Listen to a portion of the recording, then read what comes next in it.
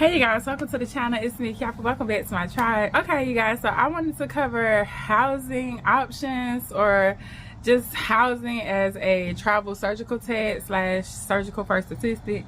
So because I've traveled as both now, the housing situation is the same for both of them. What I did on one of my assignments is I just went to the location. I just went to the city and state. I drove to several, but one of the last ones that I took that was really far as a surgical tech, it was in California. So I drove all the way to California and I did not have my housing situation set up at all. I didn't know where I was gonna stay.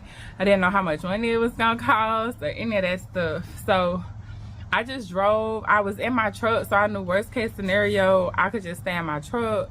I was going to California and I saw tons of people living in their vehicles in California, so I'm like, okay, I could just live in my Jeep if something goes wrong. But when I went there, I didn't know what I was gonna do. I knew, like I say, worst case scenario, as a travel medical professional, you could most likely stay in the hospital's parking lot. Okay, so yeah, you can stay in the hospital parking lot. Typically it's safe because there's a lot of cops and just a lot of activity going on. So that could be a pro, it could be a con as well, because it's a lot of activity going on. So you might have to sleep with like some type of noise canceling headphones or something, you know, to keep it quiet, because it's kind of noisy at the hospital parking lot. But that was the option. So I was like, you know, we could just stay, we could do this if we have to. Okay, yeah, so once I actually got to the facility, when I got closer, I talked to the director and she actually was like, you know, I know it's another nurse that just got here, let me ask her if she have any recommendations. And so sure enough, she had saw a few different places and then she was like, well, I want to choose this one, so this one, you know, could probably work for you. And it was a room instead of like a full house or a full apartment. So I met the lady and that one kind of worked out because I got there like a couple of days after the beginning of the month, so I didn't have to pay the entire month. And then with being on the travel contract assignment, you work a week and then you get paid the next week for the previous week, so it's like a week in a whole. And so I had to pay for the housing and I wouldn't have got paid or reimbursed for that money until I got my first paycheck. And so okay, so we have that option. Now let's just say I wasn't able to rent the room from the lady and my director didn't know what, you know, didn't suggest me connecting with the other travel nurse. What would I have done? I would have got a hotel, probably at an extended stay, but I typically try Airbnbs first. Now I had already looked at Airbnbs in the neighborhood and I knew that it was gonna be thousands of dollars just to rent a room out, like probably closer to $2,500 just to rent the room in that area. So I was in the Bay Area, but I was like on the east part of the Bay Area, so it was a little more inland, but it's still Bay Area prices. And honey, you know, you paying $2,500 on Airbnb, so I didn't have to do that, thank God. But had I had to go that route, Airbnb is a better option, I think, than getting a apartment, which was also an option. So you can find short-term apartments typically around the hospital or close to the hospital. They do offer those kind of apartments because they know that these hospitals have travelers and temporary staff, and so they do offer a lot of temporary housing in some of the apartments close by. But to get an apartment, I mean, you gotta pay, or the same with a house, you gotta pay the deposit, you gotta have the electricity, you gotta have Wi-Fi, all that stuff, and you still need furniture. So it's a little pricier when you just renting an apartment or renting a actual, you know, home or something in these areas. So they are all options though. You can definitely rent an apartment for 3 months. You can definitely rent a house. The housing part might be a little iffy. I know when in New Mexico, from where I just came from, they actually had a lot of houses that you could rent and you had to stay between 2 to 3 months because of their it was some kind of ordinance in the county where you couldn't have like short-term rentals or anything less than a month you couldn't do. And so you could find 3 months, but even those were fully furnished. You know, everything is all inclusive.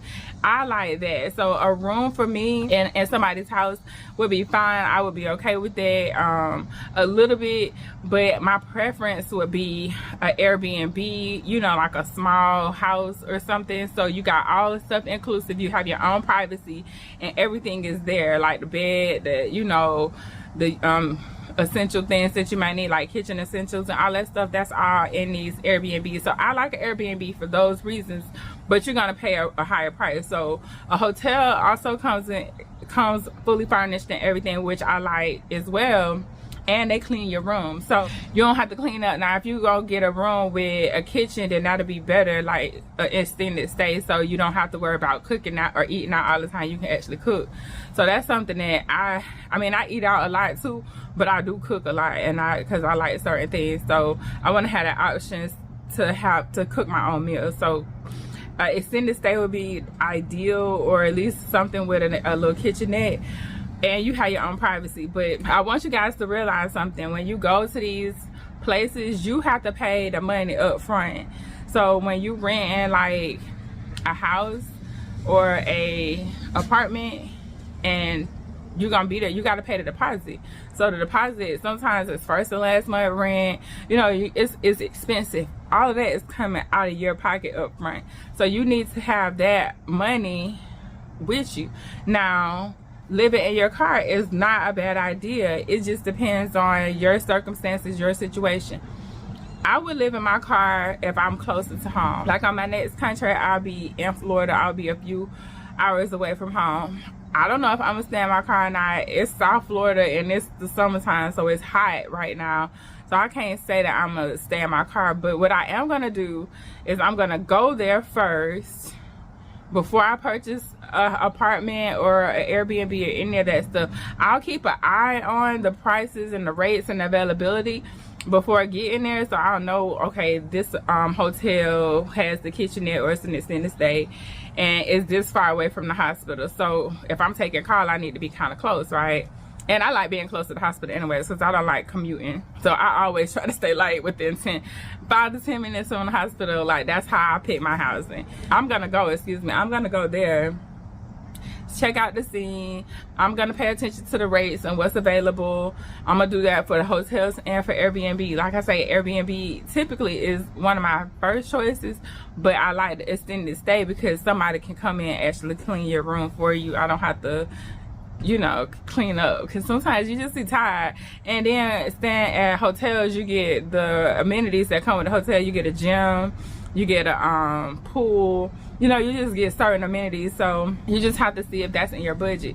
Most hotels will give you a monthly rate, so you just need to talk to them. The travel agency that I'm with, they gave me like a whole bunch of discount codes, so I'm gonna just see, you know, what I can do with that.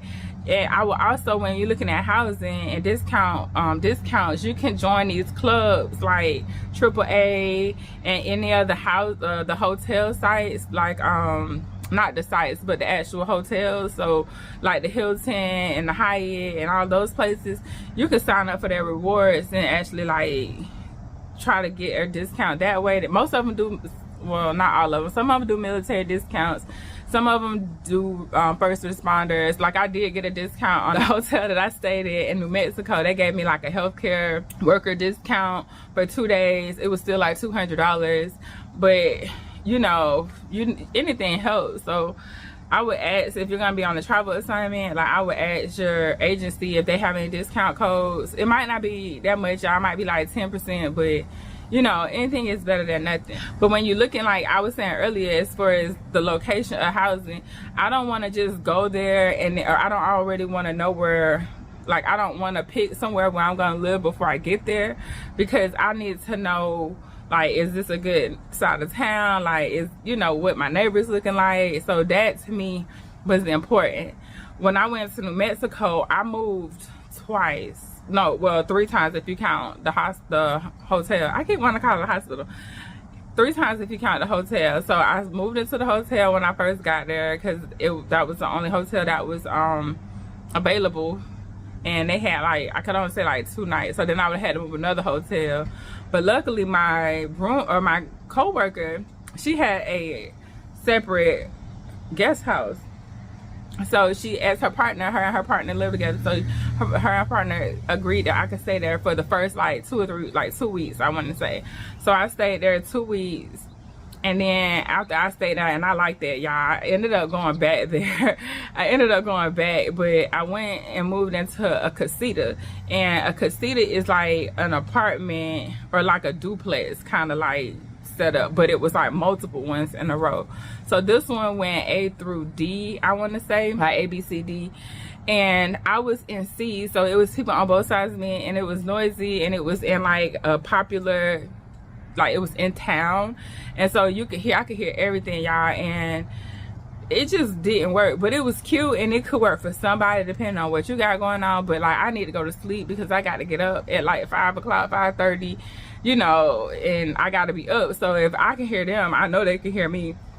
And I didn't want to be tiptoeing like around the casita. I was already paying a decent, I was paying like $2,000 a month for the casita, which it came all inclusive. It came with the, you know, internet, and it came with Netflix and Hulu, regular cable, and then AC, and it had like in-floor heating.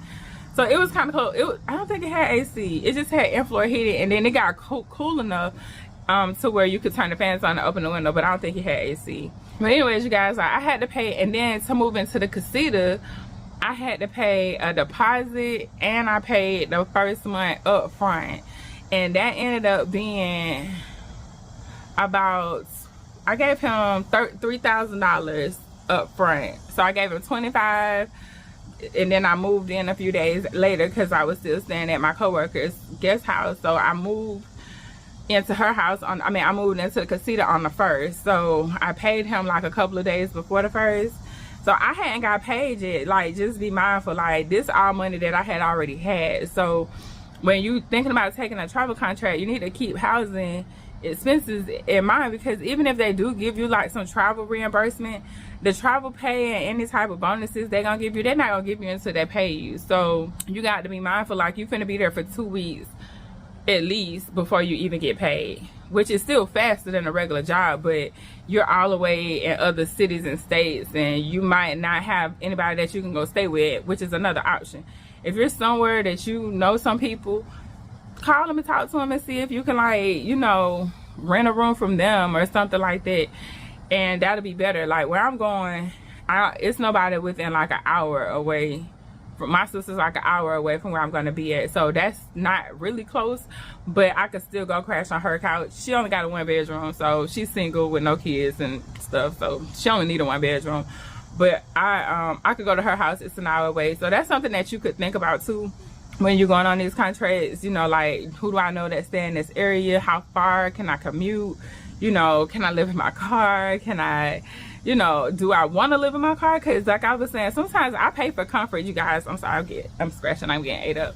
But sometimes I just pay for comfort. Like, an extended stay would be awesome because they clean up my room too, and I get a pool, you know, you get the kitchenette, you get the whole thing. Now, living in a hotel, it could be noisy, because that was a thing too that I had experienced before. Like, I've been in a noisy hotel, so I would ask for like a room maybe on the end where it's not gonna get like a whole bunch of traffic. You know, just be mindful of hotels and what type of neighborhoods you in, because you don't want to be in the hood. Like, you don't want to be worried about going out to your car, because if you're on a contract, and I work days most of the time, but even if you work nights, you don't want to be coming home or going to work and then you scared somebody gonna pop out the bushes and rob you or something because they think you got money because you work at the hospital. So just be mindful of where you're renting or you're gonna be living at. But yeah, and then another thing you could do is start, like I said, you could start at the hotels, and you could talk to your coworkers and ask them if they got a room that they want to rent, because sometimes they do. Like, your coworkers have rooms too, and they know that it's travelers coming in, especially if it's a hospital that always have travelers. They know that travelers come in, we be looking for someone to stay, so they can make a little bit of extra money too just by renting a room out. So you could stay at a hotel for a little while and then talk to one of your co-workers. Also, talking to other travelers may help too, because on my last contract, had I went back, me and Tara was gonna end up roommating together, which would have brought our living expenses down as well. And so you could roommate, you could travel as like a team. Like a lot of couples do this, but you don't have to be a couple. You could just be two friends and y'all could go, you know, to the same facility and share a house or apartment or some type of living.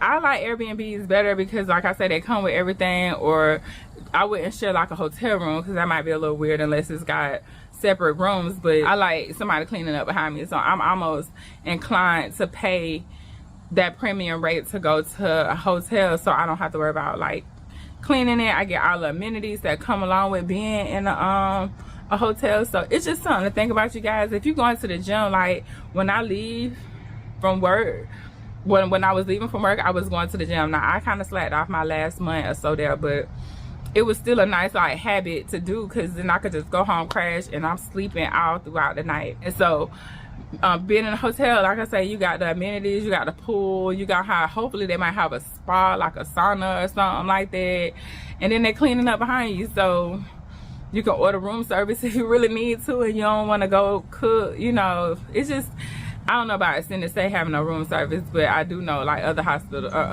other hotels, I keep wanting to call it hospitals, other hotels. So one other thing I probably should have mentioned earlier is the pets. So if you have pets, it might be something that you know, you might need a bigger space, or at least a space that accepts pets, depending on what kind of pets. I have 2 pit bulls, and so they're fairly large dogs. They're not like small dogs, or at least medium to large dogs, and so everyone's not gonna accept them in their housing. So I'm not taking them with me at first. I am gonna come back and get them, but I'm gonna go down there, check the scene out, and then, you know, come back and get them. And I also forgot to talk about RVs, but this is kind of, I guess, self-explanatory. You could definitely have you an RV. I went and looked at RVs not too long ago. I'm gonna drop that video in a little bit, not today, but I'm gonna drop the video at some point. But we went and looked at RVs. You renting, or you not renting, but your monthly payments was around $400, but some of them, like I was looking at a travel trailer because it was really nice and had 2 rooms, like separate rooms, and it had 2 rooms and a bath and a half. So like Braylon's room had a toilet and a sink in there, but he would still have to use like the main bath, like if I was to have bought that. But it was, I want to say $60,000 for the trailer, and so you still have to have something to pull it. So I added it up, it's still $100,000 just to get, and that's a brand new one. Like you don't have to get a brand new one, and you still gonna need mattresses, because I was laying on the mattresses, y'all, and every mattress in every RV was trash. And so you probably definitely gonna have to get a new mattress or something to make that bed a little bit more comfortable. But RV and camping, or campers I should say, is definitely a great way. So you have that monthly expense of the car that you're gonna use to tow it, like a truck. You're gonna have the monthly expense of the actual camper. So we'll say that's about, we'll go $800, $900 a month, probably more than that, because you got insurance and all of that that's gonna go into it. So let's just go with $1,000 a month for the car and the camper payment. Then you still got to pay for where you're gonna camp, the campsite. So that's just, you know, extra expense. Now granted, the camper and the truck is yours after you've paid it off. Hopefully you get everything used, so some of the appreciation, like, you know, it's already depreciated down a little bit, but you know, it would be yours at the end of the whole ordeal once you're done paying it off. So that's just something that you could think about when you're getting ready to go out here and travel. Like, it's a lot of stuff we don't kind of go into detail or think about, but having the money up front to do it, it's not like as soon as you get there you're gonna get paid. Now strikes, if you was to do a strike, that's a little bit different, but because they pay for everything. They paying for your flights, they paying for your hotels, your transportation to and from. That's completely different. A travel assignment, you're gonna front yourself 2 weeks of food and living expenses as well as transportation. You need to have all of that figured out. I'll probably make another video about transportation, just because this video already so long, but the housing was the biggest thing. The housing, and then going to a small town, like that was a big deal for me. was being able to find somewhere. And then I was telling people how much I was paying. It was like, oh my god, that's way more than what the regular rates are here. Now I paid a little bit more to stay in my co-worker's guest house, but I liked it, and it was cute, and it was like on a mini farm kind of situation. Like it gave me like, I don't know, it was a vibe. So I was like happy to be there. You know, I was happy paying it. When I was at the casita, I was disappointed that I had to pay that for that, because it wasn't a vibe, and it was noisy. So, you know, sometimes we'll pay for comfort. If, you know, I'll pay for comfort. I don't know about nobody else. I'll pay for comfort. I'll pay for convenience sometimes too, but sometimes comfort outweighs convenience in my book. But anyways, you guys, that's all I got for you in this video. I hope you found it helpful. Please let me know what you think in the comment section below. Bye.